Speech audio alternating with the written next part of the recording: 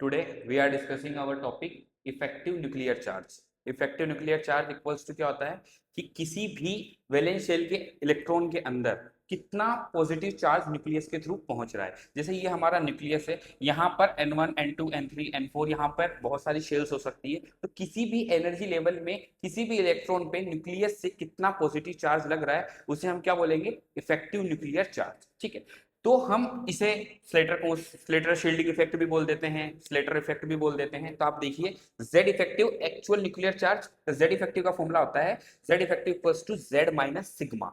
यहाँ पर जो जेड होता है वो किस एलिमेंट का क्या होता है, एटॉमिक नंबर, और जो सिग्मा होता है वो क्या होता है, शील्डिंग कांस्टेंट। ठीक है, सिग्मा क्या बताता है यहाँ पे कि कितना चार्ज जो है ये अंदर वाले इलेक्ट्रॉन ने क्या कर रखा है, ऑक्यूपाई कर रखा है, मतलब ले रखा है। और जेड उसका एक्चुअल में कितना पॉजिटिव चार्ज है, क्योंकि देखो number of electron equals to number of proton, तो जितने बाहर की साइड इलेक्ट्रॉन्स होंगे उतने ही अंदर की साइड प्रोटॉन होंगे। ठीक है, लेकिन क्या होता है यहाँ पर जेड इफेक्टिव आता इस वजह से है बिकॉज वहां पर SPDF चार तरीके के ऑर्बिटल होते हैं। ठीक है, सबका पेनेट्रेशन पावर अलग अलग होता है। तो सबसे अच्छी तरीके से जो पॉजिटिव चार्ज रोक सकता है वो रोक सकता है S orbital, then P orbital.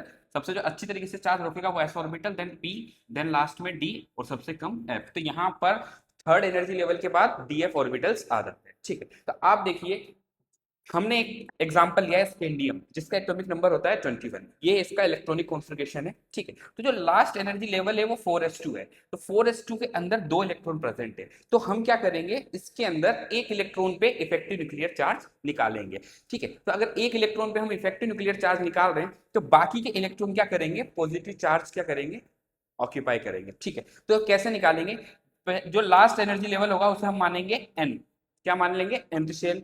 Just उसके पास वाले एनर्जी लेवल को क्या मान लेंगे हम, n-1 शेल। और उसके बाद जितने भी इलेक्ट्रॉन हैं, जितने भी ऑर्बिटल है, सबको n-2 मान लेंगे। यहां पर देखिए मैंने आपको वैल्यूज लिख दी है कि n शेल में जनरली s और p ऑर्बिटल रहते हैं, तो उसके वो कितना चार्ज रोकेंगे, 0.35। N-1 शेल में क्या रहते हैं, SPD तीनों रह सकते हैं, तो ये कितना रोकेंगे, 0.85। और उसके अलावा यहाँ पर जितनी भी शेल्स प्रेजेंट होंगी वो कितना चार्ज रोकेंगी, 1 शेल। ठीक है, तो हमने इसी को करा है। तो यहाँ पर N शेल में दो इलेक्ट्रॉन है, तो हमें एक इलेक्ट्रॉन पे इफेक्टिव न्यूक्लियर चार्ज निकालना है। ठीक है, तो एक इलेक्ट्रॉन पॉजिटिव चार्ज रोक रहा होगा। ठीक है, तो N शेल में एक इलेक्ट्रॉन का पॉजिटिव चार्ज रोक रहा है, तो 0.35 इंटू 1, तो हमने इसको मल्टीप्लाई करके यहाँ लिख दिया।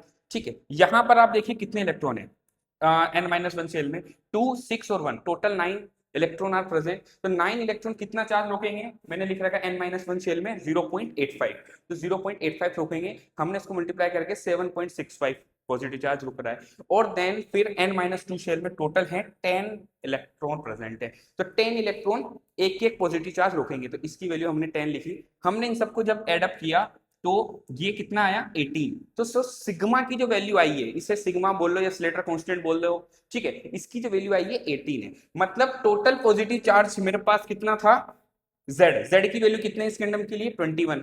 कितनी है, 21। और पॉजिटिव चार्ज रुका कितना इलेक्ट्रॉन की वजह से, वो रुका है 18। तो ये एक्चुअल न्यूक्लियर चार्ज था और ये रुका हुआ न्यूक्लियर चार्ज है। तो हमने बस जस्ट वैल्यू डाली, जेड की जगह हमने क्या डाला, 21, और सिग्मा की जगह हमने क्या डाला, 18। तो जो हमारा फाइनल आंसर आया जेड इफेक्टिव पे वो आया 3। ठीक है, तो जो लास्ट वाले जो इलेक्ट्रॉन है, जो 4s2 वाला जो इलेक्ट्रॉन है, इसमें एक इलेक्ट्रॉन पे कितना चार्ज पहुंच रहा है, 3 चार्ज पहुंच रहा है। और ये किसकी वजह से इफेक्ट आया, due to penetration power of their orbital.